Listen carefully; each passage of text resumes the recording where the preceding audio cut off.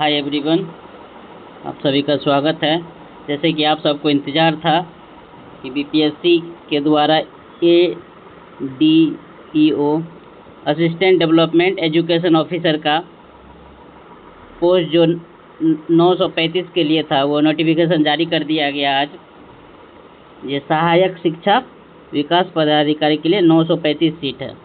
देखना है हम लोग को कि किस किस कैटेगरी में कितना कितना पद आया है, और सिलेबस देखेंगे और क्या एज लिमिटेशन देखेंगे। देखते हैं, यहाँ देख रहे हैं हम सब कि 935 में जो जनरल के लिए है 337 है। 337 में 131 फीमेल के लिए रिजर्व है, 35% रिजर्वेशन फीमेल के लिए है। उसके बाद आर्थिक रूप से कमज़ोर जो EWS के लिए, EWS के 93 है, उसके लिए 33 फीमेल के लिए। अनुसूचित जाति SC ST, उसके बाद अत्यंत पिछड़ा EBC के लिए 168, पिछड़ा वर्ग BC के लिए 112, इसमें 39, इसमें 935 टोटल है। इसमें 319 फीमेल के लिए रिजर्व है, फीमेल के लिए। उसके बाद देखते हैं एज लिमिटेशन क्या है। एज लिमिटेशन के बारे में बता रहा है। पहले देखते हैं, मूल वेतन जो है 29,200 रुपया इसका पे स्केल है। लेवल 5 है, अच्छा जॉब है बिहार के लिए। और इसे देख रहे हैं कि उम्र सीमा क्या बताया है दिनांक 1/8/2025 तक न्यूनतम 21 वर्ष होना चाहिए। मतलब 1 अगस्त 2025 तक 21 वर्ष पूरा होना चाहिए। अधिकतम है जनरल के लिए 37, जनरल मेल के लिए 37 है। और क्या कहते हैं, यहाँ पे दिया हुआ अत्यंत पिछड़ा EWS BC और महिला के लिए, जनरल महिला के लिए 40 साल है, और SC ST फीमेल और फीमेल के लिए 42 साल है। एज को अच्छा से देख लीजिएगा। जनरल के लिए आपको दिया हुआ 37 पुरुष के लिए, और क्या कहते हैं पिछड़ा, अत्यंत पिछड़ा के लिए दिया हुआ है आपको 40, और क्या SC ST के लिए 42 दिया हुआ है।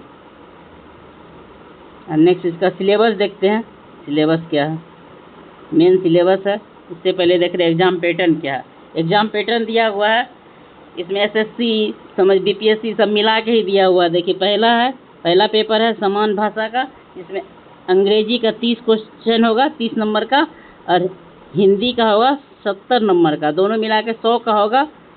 2 घंटा टाइम देगा। इसमें क्वालिफाइंग है 30%, मतलब हिंदी का जो 30 है, अंग्रेजी का जो 30 है उसमें आपको 30% लाना होगा। और क्या कहते हैं, अंग्रेजी का तो 70 मार्क्स है, उसमें 30% आपको लाना होगा। दोनों में 30-30 लाना होगा। मीन्स 30 का 30% हो गया, आपको 9 मार्क्स लाना पड़ेगा आपको अंग्रेजी में। और क्या कहते हैं, समान हिंदी में आपको 70 का 30% 21 नंबर लाना होगा। और उसके बाद नेक्स्ट है समान अध्ययन, जनरल स्टडी है, 100 मार्क्स का होगा, 2 घंटा 100 नंबर। उसके बाद है जनरल एप्टीट्यूड है, रीजनिंग मैथ्स 100 क्वेश्चन होगा, 2 घंटा का, और 100 मार्क्स होगा। इसमें निगेटिव भी है, निगेटिव 1/3 निगेटिव है। एग्ज़ाम टफ होने वाला है, निगेटिव दिया हुआ है, इसलिए मार्किंग इसका निगेटिव होगा। नेक्स्ट देखते हैं, इसका सिलेबस देखते हैं। आपको यहाँ लिखा हुआ है, देख लीजिए।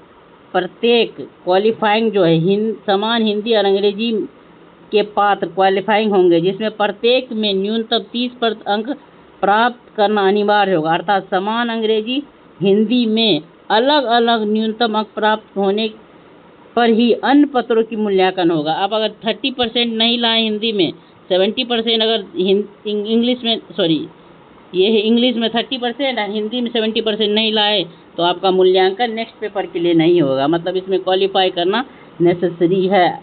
इसका देखते सिलेबस देख रहे हैं हम लोग। सिलेबस क्या है, सिलेबस दिया हुआ समान भाषा के लिए समान अंग्रेजी और समान हिंदी प्रश्न इस तरह के होंगे जो अभ्यर्थी की भाषा संबंधित प्रयोग की समझदारी होगी। मतलब 10th लेवल के लिए ग्रामर ये सब पूछे जाएंगे, हिंदी ग्रामर, इंग्लिश ग्रामर इसमें पूछे जाएंगे 10th लेवल तक के। उसके बाद समान अध्ययन जो 71 बीपीएससी का जो सिलेबस है सेम ही सिलेबस है इसमें। जैसे समान विज्ञान दिया हुआ, इसमें साइंस हो गया, फिजिक्स, केमिस्ट्री, बायो। उसके बाद राष्ट्रीय और अंतर्राष्ट्रीय महत्व समसामयिक घटनाएं, मतलब करंट अफेयर हो गया, ये करंट अफेयर हो गया। उसके भारत का इतिहास तथा बिहार के इतिहास की प्रमुख विशेषताएं, इंडिया का हिस्ट्री और बिहार का हिस्ट्री। और कहता है भूगोल, समान भूगोल, बिहार के प्रमुख भौगोलिक प्रभाव तथा यहाँ की महत्वपूर्ण नदियाँ। क्या कहते हैं, इंडिया के ज्योग्राफी और बिहार की ज्योग्राफी। भारत की राष्ट्र व्यवस्था, राज्य व्यवस्था मतलब पॉलिटी पूरा, और आर्थिक व्यवस्था, आज़ादी के पश्चात बिहार की अर्थव्यवस्था के प्रमुख परिवर्तन, मतलब इकोनॉमिक्स अब आफ्टर इंडिपेंडेंट बिहार इकोनॉमिक्स, यही पूछ रहा है। और मतलब भारत का राष्ट्रीय आंदोलन मतलब मॉडर्न हिस्ट्री, तथा इसमें बिहार के योगदान को जांचने वाले प्रश्न होंगे। मॉडर्न हिस्ट्री और बिहार के मॉडर्न हिस्ट्री मतलब अंतर्राष्ट्रीय आंदोलन में बिहार की क्या योगदान था, इससे होगा।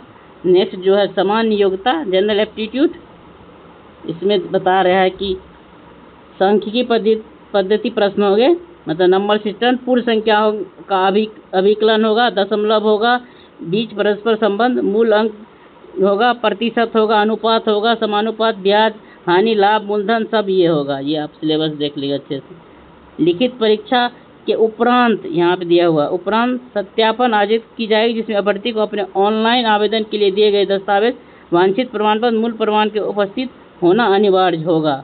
मेधा सूची बनेगा, लिखित परीक्षा से प्राप्त अंक के आधार पर अंतिम चयन हेतु मेधा सूची तैयार किया जाएगा। उसके बाद अब हम सब देखते हैं, एक ये दिया हुआ, एक ये इम्पोर्टेंट है, ये आरक्षण का दावा करने वाली विवाहित महिला के बारे में। आरक्षण की दावा करने वाली विवाहित महिला, जाति, स्थान, निवास, क्रीमीलेयर रहित प्रमाण पत्र, उनके पिता के नाम एवं पिता के स्थायी प्रमाण पत्र निर्गत होनी चाहिए। पिता के यानी जो विवाह हो गई है फीमेल, उसका पिता के एड्रेस पे होना चाहिए, पिता के नाम पे ये जाति, स्थायी निवास, क्रीमीलेयर होना चाहिए, न कि पति के नाम पर होना चाहिए। ये वेरी वेरी इंपॉर्टेंट है, इसको आप लोग याद रखिएगा, विवाहित महिला के लिए। इसमें फॉर्म भरने का दे दिया है, आप लोग देख सकते हैं कैसे कैसे फॉर्म भरने का दिया हुआ। अभी ये इम्पोर्टेंट है। ये ऑनलाइन आवेदन कर प्रारंभ करने की तिथि 27 अगस्त से है। ऑनलाइन आवेदन भरने की तिथि 26 सितंबर तक, 26 सितंबर तक है फॉर्म। 27 अगस्त से शुरू होगा, 26 सितंबर, 1 महीना दिया है लगभग से। अब जो 71 का प्रिपरेशन कर रहे हैं अपना 71 पे ध्यान दे। अब पेपर दे के आइएगा 13 को, तो उसके बाद अपना फॉर्म फिलअप कीजिएगा।